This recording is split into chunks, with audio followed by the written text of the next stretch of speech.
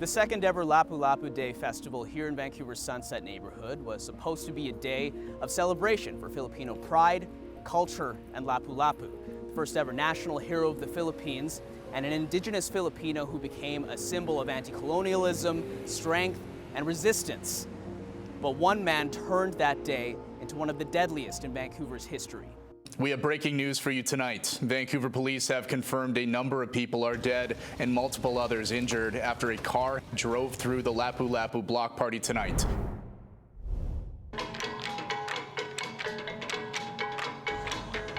Around 100,000 people attended the block party on that Saturday, April 26th, here in Vancouver's Sunset neighborhood. The sun was out. People were with family and friends, queuing up for Filipino barbecue and sisig and sagot gulaman, and dozens of other food options that a Filipino event is sure to include. Many were from the Filipino community, but many were also from this neighborhood of Sunset in East Vancouver and across the Lower Mainland. Some had been visiting from far away, including the Philippines. The archipelago of over 7,000 islands is among the top 3 countries of origin for immigrants to Canada. The party was scheduled to end at 8 p.m., right after members of the Black Eyed Peas closed out the night with some music.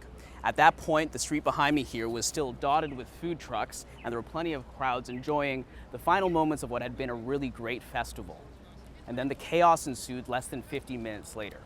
At 8:14 p.m., police say that a man driving a black Audi SUV approached this area from the west on East 43rd Avenue and then entered this food truck area and rammed through the crowd. I whipped my head and saw this car at least going 90. It sounds like gunshot.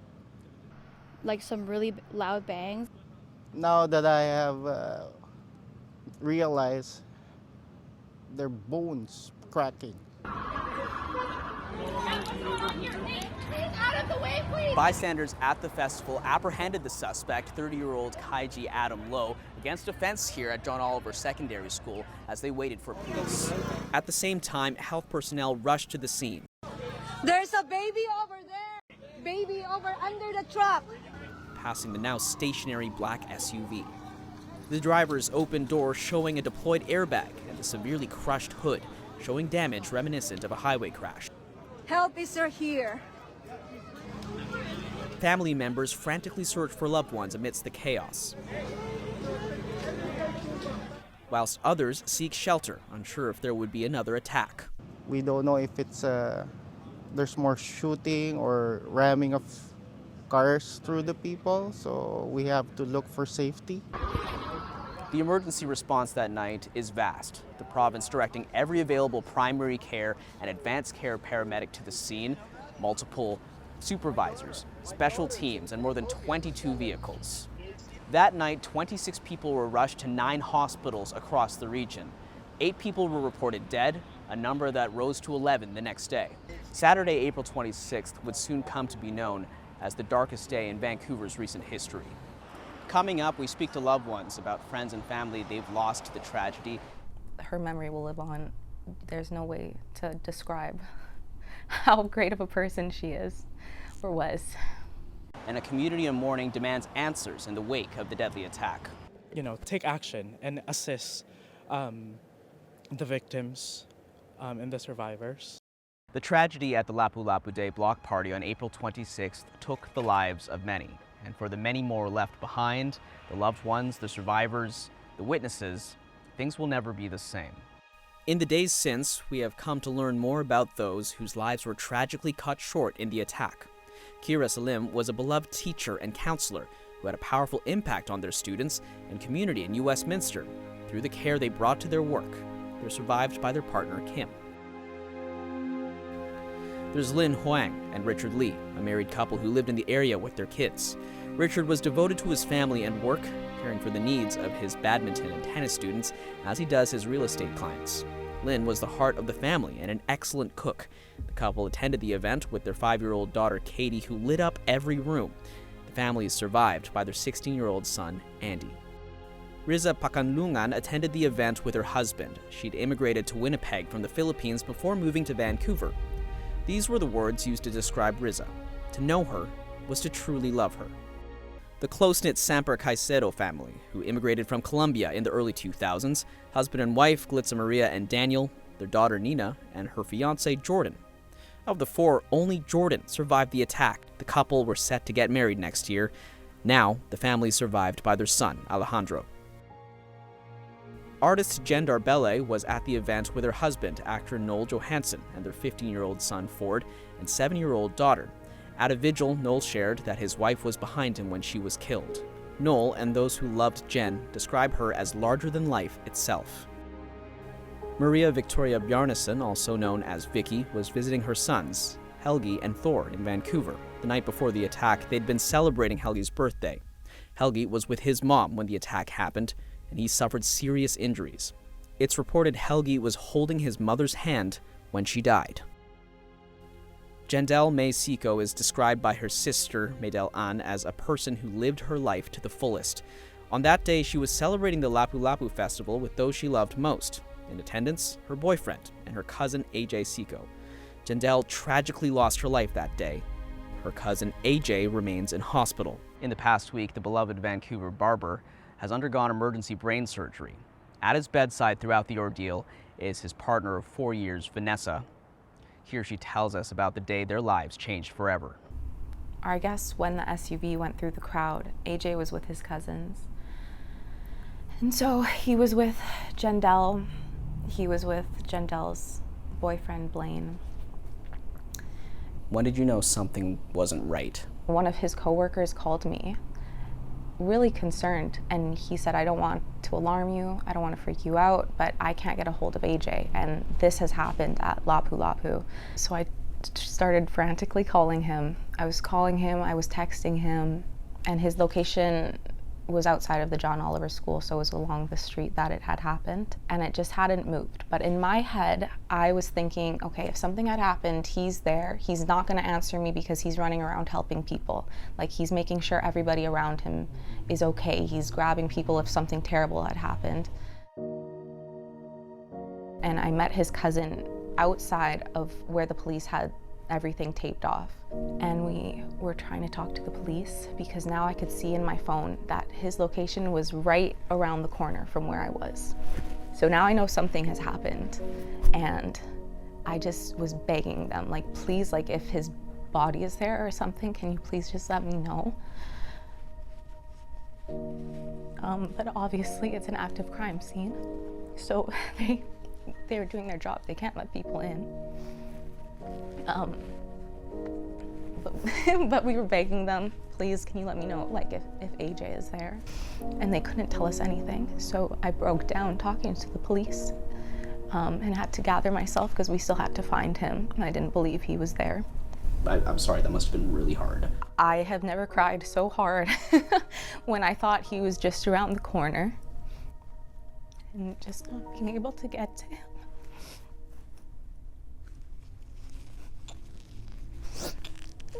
It was really challenging, but thank God he wasn't there.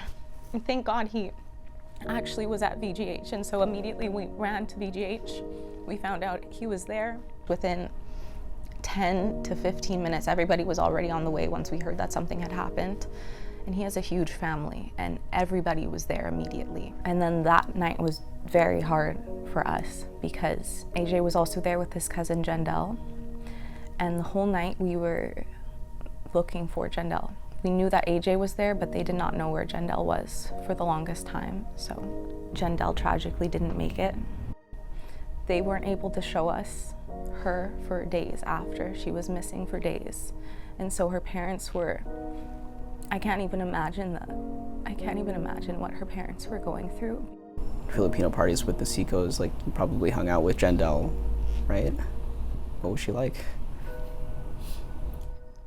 It's hard to put that into one sentence because Jendelle was genuinely the sweetest soul. She was absolutely gorgeous. She was so kind and so loving. She always would bring everybody into the conversation. She never wanted you to feel excluded. But I think that she was one of the sweetest people that you could ever meet. How long will AJ's road to recovery be? What can people do to help? Now that AJ is making progress, they're more hopeful. And so they have said because he has had a pretty big stroke, it's going to be a pretty long road to recovery. Like we were saying, he works as a barber, he works on his feet, he works with his hands, he needs his motor skills to cut everybody's hair, and he's not going to be able to do that for a very long time. And so the best way to help him is to go to his GoFundMe page. We've already been so thankful that so many people have donated to him, but he's going to need a lot of help, and he's going to need a lot of rehabilitation moving forward, not only for his legs, but for his mental state as well. Can you tell me just where he's at right now? Yeah, he's already overcome so much. It's amazing. It's so, the only way to describe it is so miraculous, because he has so many people praying for him. But when he first got in, his leg was completely shattered from his thigh. His other leg was broken in many places. He had liver lacerations, he had internal bleeding. They didn't think he was gonna make it. And now today, he's off his ventilator. He was squeezing my hand this morning, and today is the first day that he was able to do that. So I'm just so happy about that. Yeah, I'm just so happy that he was able to squeeze me. On Sunday, April 27th, less than 24 hours after the attack, police charged Kaiji Adam Low with 8 counts of second-degree murder. Police say that Low had numerous mental health-related interactions with police and healthcare professionals. The province says that Low was under the care of Vancouver Coastal Health and on extended leave under the Mental Health Act at the time of the incident. Police also say that a day before the event, Low had another interaction with police in another jurisdiction. Police say it wasn't criminal in nature, and they also say it didn't meet the threshold for mental health intervention. The VPD says the motive for the attack remains unclear and the investigation is ongoing, but that this was not an act of terror. The evidence in this case does not lead us to believe this was an act of terrorism. In the days since the attack, we've learned more about Low's history. In January last year, Low's brother was killed in what Low describes on a GoFundMe page as a senseless act of violence. Months later, Low set up another fundraiser, this time in support of his mother, who nearly died by suicide. Low said she was grieving the loss of his brother and struggling financially. Friday, May 2nd, the accused 30-year-old Kaiji Adam Low appears here at the Provincial Court of British Columbia in Vancouver. He appears in court via video link. He's wearing an orange jumpsuit and sitting in a holding cell, and he's in custody awaiting a psychiatric assessment. His next court appearance will be on May 26th. As court proceedings continue, questions remain in the wake of the attack that killed 11 people. The moments and days after the attack came with shock, anger, devastation, and unanswered questions. What could compel someone to do something so cruel, brutal, and senseless? As a community and nation mourn, many are seeking answers. What more could have been done to protect those who are now no longer here? All levels of government and governments around the world have offered their sympathies. And here in Vancouver, they've made promises. The mental health crisis is not just a health crisis. It has become a public safety crisis. Cities like Vancouver, we're stepping up where we can, but make no mistake about this, we can't do this alone. A public inquiry, a possibility, but not yet a reality. If the criminal investigation and trial is unable to provide British Columbians with the answers that we need, then the provincial government will call a public inquiry and ensure that we get all of the answers that we're looking for. We'd call one right now, but for the fact that it could interfere with the criminal investigation and criminal trial, and the number one priority is ensuring justice for the Filipino community. Outside of government, families calling for action amidst a wave of immeasurable grief. Politicians make many promises. I would like to see some results from it, because Kai was known, he's been known, and he has been in and out of the system. And if he had gotten the help he needed before, maybe this wouldn't have happened, maybe it still would have. But at least now we'll never know. I think that the only way to move forward from this is to have the Mental Health Act addressed legitimately. Many have been calling for involuntary or mandatory compassionate care, that is, forcing someone into treatment if it's determined that they could harm themselves or someone else. Much else beyond what is being promised is still unclear. But one thing this tragedy illuminates is how complex it is to address issues of mental health in BC, and when or whether that poses issues of public safety. And so the questions will linger, the answers slow coming.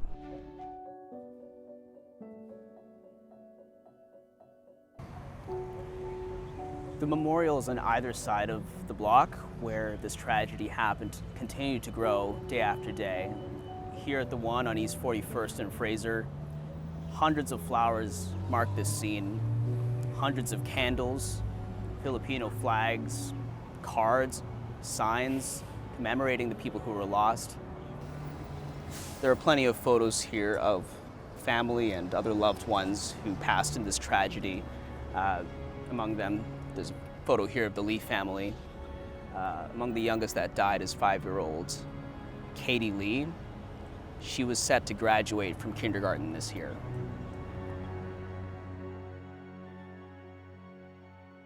In the days since the deadly attack, loved ones and strangers alike have collectively raised millions of dollars through fundraisers to support victims and their families. In a show of solidarity for those in need, Andy Lee, the sole survivor of his family, giving back when he has already lost so much. I know that many other families are hurting too, which is why I like to donate $266,000 to the other victims from my GoFundMe campaign. We are gathered today not as strangers, but as a wounded family. We gather carrying grief so heavy, and we gather carrying names and faces we love. A nation in mourning. Was lost, but now. In the week after a deadly attack at a Filipino festival, vigils have been held across the country, from Toronto to Montreal, Nova Scotia, and Calgary, to right here in Vancouver. Prayers remembering those who tragically lost their lives.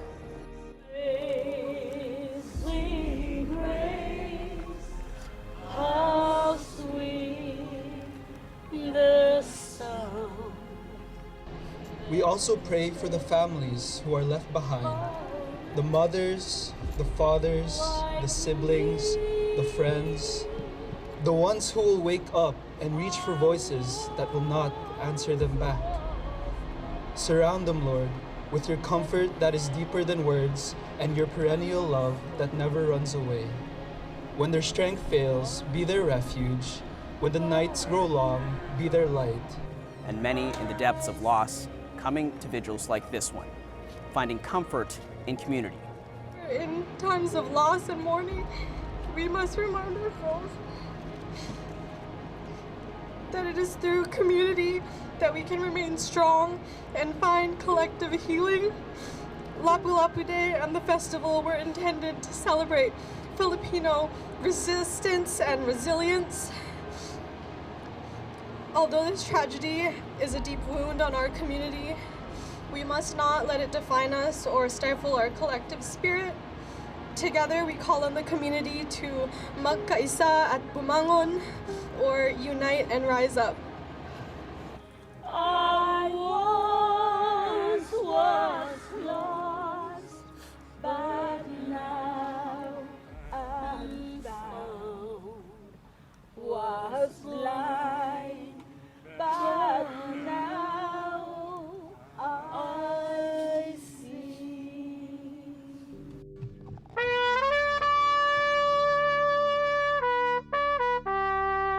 The aftermath of a tragedy can feel just as painful as the tragedy itself.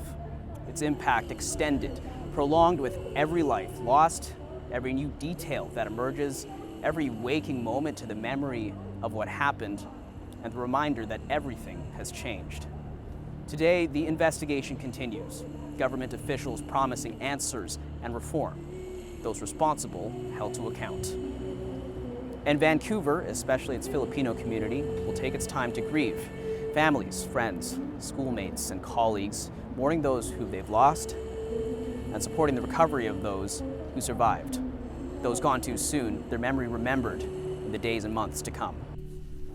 I think that everybody who has met Jendelle knows that there is no way that you could ever forget a soul like her. She is a 1 in a million type of girl. She quite literally is an angel on earth. And she had the impact on everybody around her that her memory will live on. There's no way to describe how great of a person she is or was. The organization behind the event describes Lapu-Lapu as a symbol of inspiration, teaching us that the strength of a united people can withstand any challenge. As those impacted pick up the pieces, facing what appears like the impossible challenge of moving forward, it is with that spirit of unity that they'll be taking that next step. It is with community they'll find ways to heal. A people known for giving, now on the other end of that care.